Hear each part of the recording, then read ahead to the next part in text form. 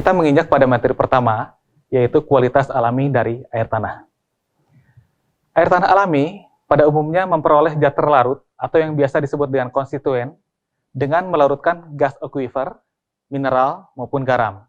Sehingga zat terlarut tadi akan menentukan komposisi kimia dari air tanah di dalam aquifer.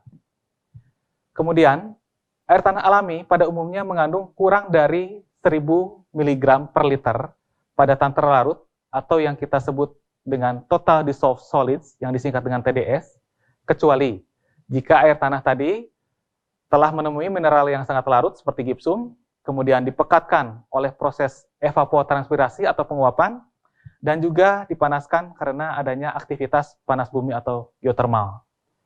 Jadi, secara umum, kategori kualitas air dibagi menjadi 4 berdasarkan total dissolved solid. Pertama adalah fresh water, yang memiliki TDS sebesar kurang dari 1000 mg per liter, atau dengan satuan lain gram per meter kubik. Kemudian yang kedua adalah brackish water, atau yang kita kenal dengan air payau, yang memiliki nilai TDS antara 1000 sampai 10.000 mg per liter. Kemudian saline water, atau air laut, yang memiliki nilai TDS antara 10.000 sampai 100.000 mg per liter. Dan yang terakhir adalah brine water, atau yang disebut dengan larutan garam pekat, yang memiliki nilai TDS lebih dari 100.000 mg per liter. Kalau kita lihat dari siklus geokimia, di mana siklus tersebut menggambarkan perubahan kimia utama yang terlibat dalam air saat bergerak melalui siklus hidrologi dari presipitasi ke air tanah.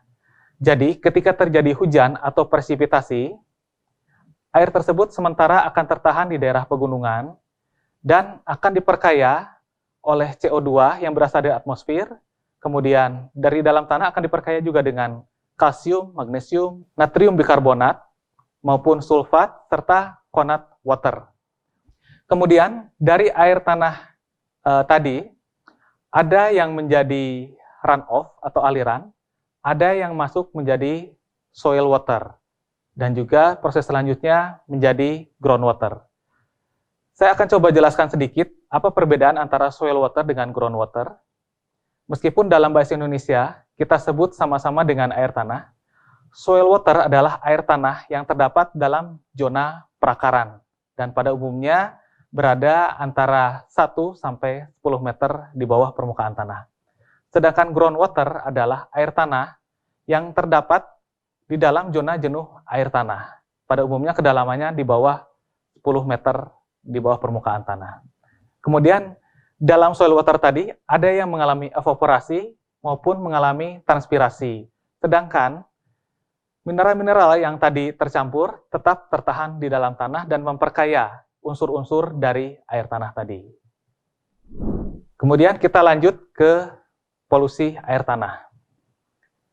Apa saja yang bisa menyebabkan air tanah itu menjadi terpolusi? Pertama adalah akibat adanya kebocoran dari saluran. Kebocoran air tanah tadi yang seharusnya dapat mengalirkan air secara langsung ke daerah hilir, menyebabkan air menyerap ke dalam pori-pori tanah, sehingga menyebabkan polusi bagi air tanah. Kemudian yang kedua adalah penggunaan pestisida maupun pupuk secara berlebihan, yang apabila tidak terserap oleh tanaman, akan menyerap ke dalam tanah dan akan mencemari air tanah. Kemudian yang ketiga, kita tahu bahwa air limbah dari industri akan menyerap ke dalam tanah dan akan mencemari air tanah juga.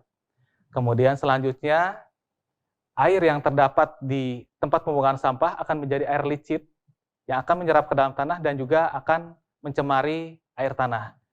Dan juga dari septic tank, kita mengetahui bahwa air dari septic tank akan menyerap ke dalam pori-pori air tanah dan juga akan mencemari air tanah. Demikian juga dengan adanya aktivitas pertambangan yang tentunya akan mencemari air tanah.